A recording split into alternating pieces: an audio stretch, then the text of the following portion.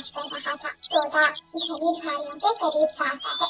शुक्र है कुछ तो खाने को मिला। तोता वहाँ पड़ा दाना खाने लगता है तो अचानक से झाड़ियों के हिलने की आवाज आती है। तोता डर जाता है। कौन है यहाँ? कहीं कोई जंगली जीव? भाग भाई मिट्ठू भाग। तोता वहाँ से भाग जाता है। तोता थोड़ा आगे जाता है तो कबूतर तेजी से भागा आ रहा था। तोता कबूतर को आवाज देता है, कबूतर भैया रुको, मेरी बात तो सुनो। कबूतर तोते की बात नहीं सुनता और वहाँ से भाग जाता है। मिठू तोता कबूतर को देखकर और भी डर जाता है। ना जाने क्या हो रहा है जंगल में, लगता है कोई बहुत बड़ा शिकारी घुस आया है यहाँ। क्या करूं, किस तरफ जाऊं? बहुत सोचने के बाद तोता पश्चिम की दिशा की तरफ चला जाता है। कालू और गोरी भी भागे भागे जा रहे थे। तोता उनके पीछे जाता है तो दोनों अपने घर जाकर दरवाजा बंद कर लेते हैं। तोता दरवाजे पर दस्तक देता है, कालू जी मुझे लगता है वो जानवर हमारे घर तक आ गया है। अब हम क्या करेंगे? वो तो हमें एक ही लुकमा बनाकर खा जाएगा। चुप हो जाओ गोरी, दरवाजा मत खोलना। तोता फिर से दरवाजे पर दस्तक देता है, गोरी कालू दरवाजा खोलो, मैं हूँ, प्लीज दरवाजा खोलो। तोता बहुत ज्यादा डरा हुआ था। कालू काका दरवाजा खोलता है और दरवाजा खोलते ही दो चार तोते की लगा देता है। तुमने जान निकाल दी हमारी, पहले नहीं बोल सकते थे? मुझे क्यों मार रहे हो? मेरा क्या दोष है? मैं तो खुद बहुत डरा हुआ हूँ। प्लीज मुझे अपने घर में आ लेने दो। मिठू तोता कौवों के घर के अंदर चला जाता है। सुना है बहुत बड़ा जानवर है, उसकी आवाज बहुत डरावनी है और जब रात होती है तो वो अजीब तरह की आवाजें निकालता है। क्या आप दोनों ने उसे देखा है? नहीं, हमने देखा नहीं, सुना है। सुनकर इतना डर लग रहा है, जिसने देखा होगा न जाने उसका क्या बना होगा। सारे जंगल में ये खबर फैल जाती है कि जंगल में शिकारी जानवर घुस गया है। सब डरे हुए अपने अपने घरों में बैठे थे। क्या किसी ने उस जानवर को देखा है? पता नहीं गुड़िया बेटी, हरियाली बहन बता रही थी कि जंगल में लाल पंख मिले हैं। शायद लाल तोते को उस जानवर ने ही मार कर खा लिया। गोरी कभी अपने घर चली जाती है। शीशे के सामने बैठकर गोरी कभी अपने चेहरे पर अच्छी तरह 2 नंबर क्रीम लगा लेती है। गोरी कभी लूसी कबूतरी को फोन करती है, हेलो लूसी, तुमने ये तो बताया ही नहीं कि क्रीम को चेहरे पर कितनी देर लगाना है। 1 घंटा क्रीम लगाने के बाद चेहरा अच्छी तरह साबुन से धो लेना। देखना कुछ ही दिनों में तुम्हारा रंग दूध की तरह सफेद हो जाएगा।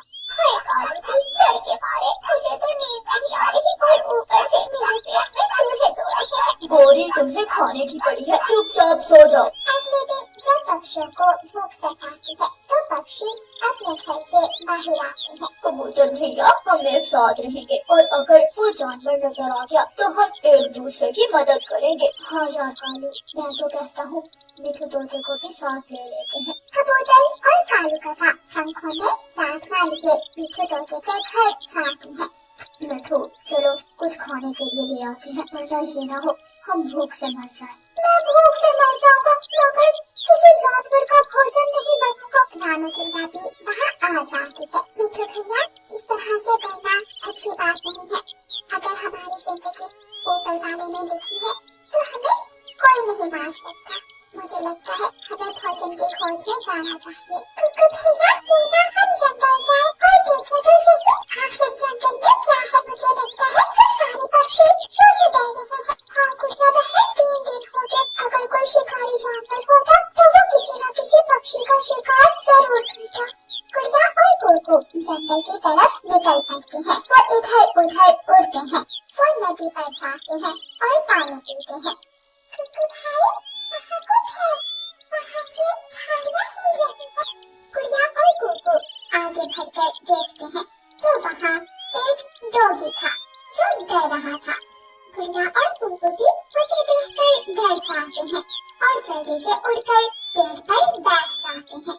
मुझे कुछ मत कहना, मैं किसी को नुकसान नहीं पहुँचाऊंगा।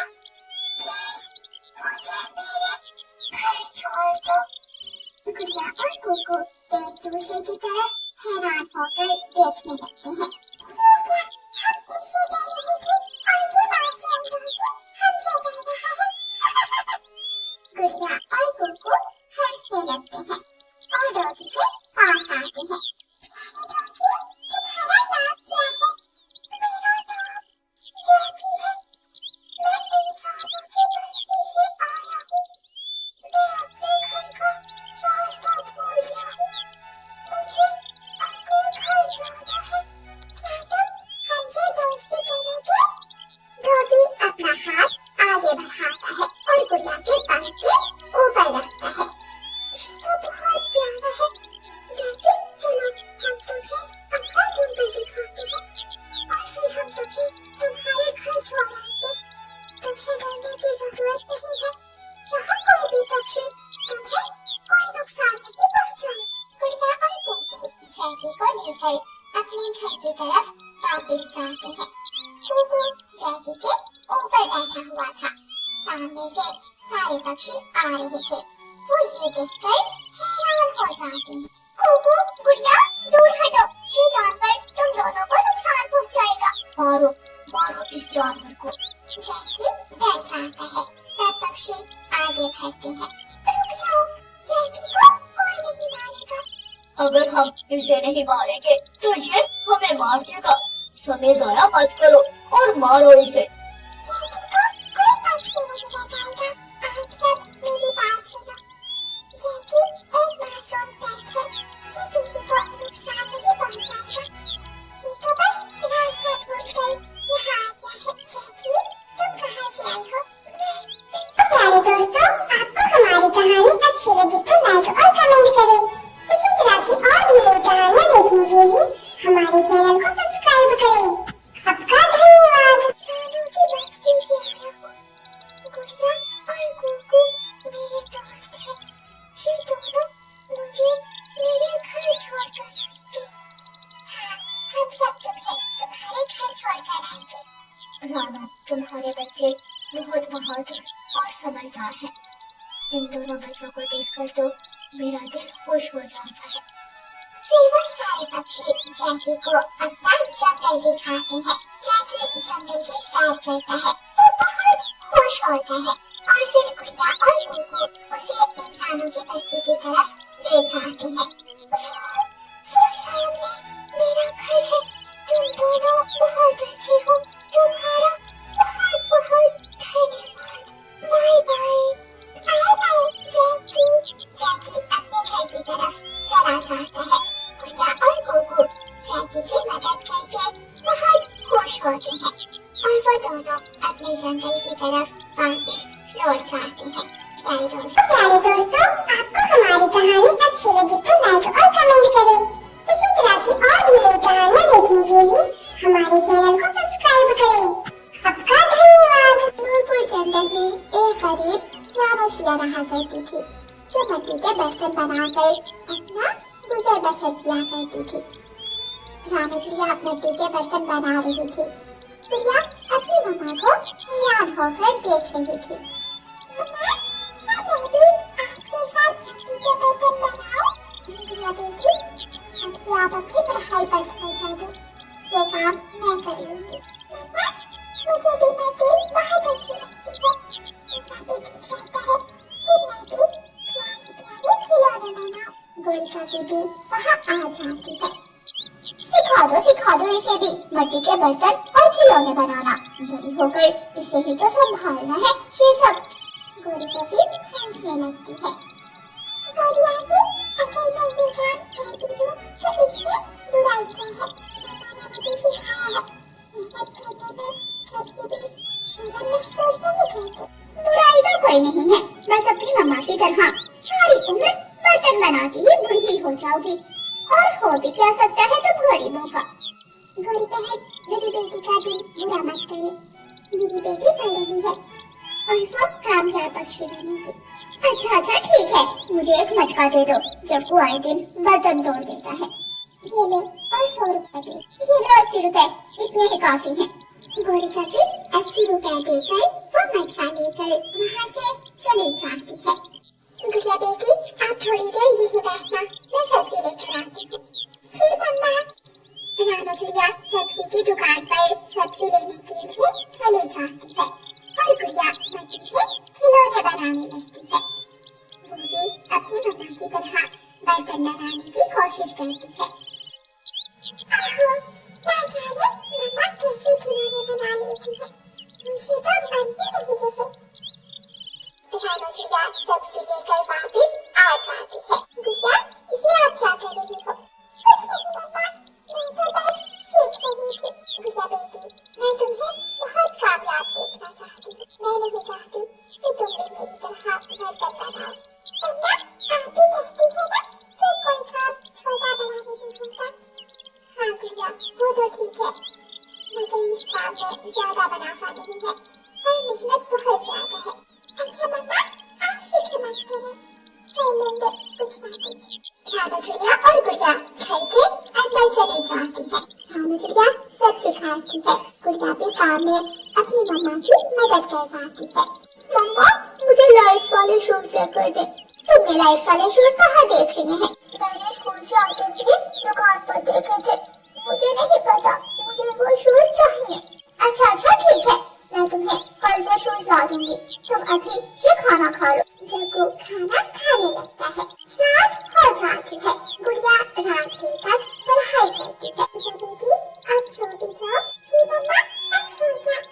आप सो जाओ, मैं भी अभी सो जाऊं। गुड़िया दिन रात मेहनत करती, वो अपने घर के हालात को बदलना चाहती थी।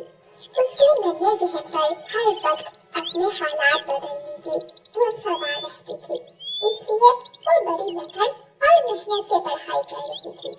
अगली सुबह रानू चिड़िया गुड़िया को उठाती है। गुड़िया बेटी, उठ जाओ, स्कूल के लिए तुम्हें देर हो जाएगी। गुड़िया जल्दी से उठ जाती है। मैं खिलौने बेचने के लिए बाजार जा रही हूँ। गुड़िया बेटी, खाना खाकर स्कूल चली जाना। जी मम्मा। मम्मा, आजा बाजार से मेरे लिए चमकीली लेकर आना। चमकीली? ठीक है गुड़िया बेटी, मैं ले आऊंगी। रानू चिड़िया मिट्टी के खिलौने और बर्तन उठाती है और बेचने के लिए बाजार निकल जाती है। रानू चिड़िया जगह जगह जाकर बर्तन और मिट्टी के खिलौने बेचती है। रानू आंटी, मुझे ये वाला खिलौना दे दो। ये लो प्यारे पक्षी। शाम हो जाती है।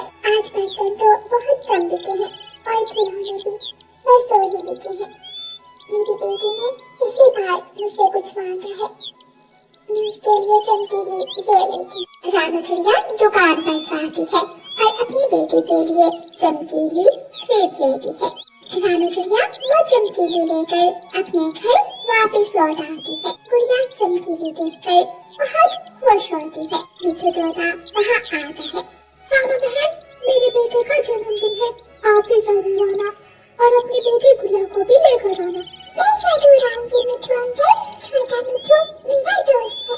ठीक है बेटी, मैं अब चलता हूँ, बाकी सबको भी न्योता देना। तोता वहाँ से चला जाता है। शाम को सभी पक्षी मिट्ठू तोते के घर जमा हो जाते हैं। सब बारी बारी छोटे मिट्ठू को गिफ्ट देते हैं। रानू चिड़िया, तुम क्या गिफ्ट लाई हो? मिट्टी का खिलौना होगा, और क्या ला सकती है ये गरीब पक्षी। चक्कू बेटा, बड़ों से ऐसे बात नहीं करते। ये कितना सुंदर है, मैंने ऐसा खिलौना आज तक नहीं देखा। इसे मैंने खुद तुम्हारे लिए बनाया है। तुम्हें चमकीली और रंग बिरंगी चीजें पसंद है ना? शुक्रिया गुड़िया, ये गिफ्ट सब गिफ्ट से ज्यादा सुंदर है। गौरी कभी शर्मिंदा हो जाती है। गुड़िया, मुझे भी ऐसा खिलौना चाहिए। और मुझे भी। वो खिलौना सब बच्चों को बहुत पसंद आता है। अगले दिन रानू चिड़िया वैसे खिलौने लेकर बाजार जाती है। रानू चिड़िया के सारे खिलौने हाथों हाथ बिक जाते हैं। एक बड़ी दुकान वाला पक्षी रानू चिड़िया से कहता है, रानू बहन, क्या आप ऐसे चमकीले खिलौने बनाकर हमें दे सकती हैं? हम अपनी दुकान पर रखेंगे और आपको आधा मुनाफा देंगे। रानू चिड़िया बहुत खुश होती है। ऐसे रानू चिड़िया का काम बढ़ता गया। अब तो दूसरे जंगल के भी पक्षी रानू चिड़िया से खिलौने लेने आने लगे। मम्मा, अब हम अपने काम के लिए वर्कर्स रखेंगे। हाँ गुड़िया बेटी। रानू चिड़िया कुछ वर्कर्स को काम के लिए अपने साथ रख लेती है। रानू चिड़िया, मुझे भी काम दे दो।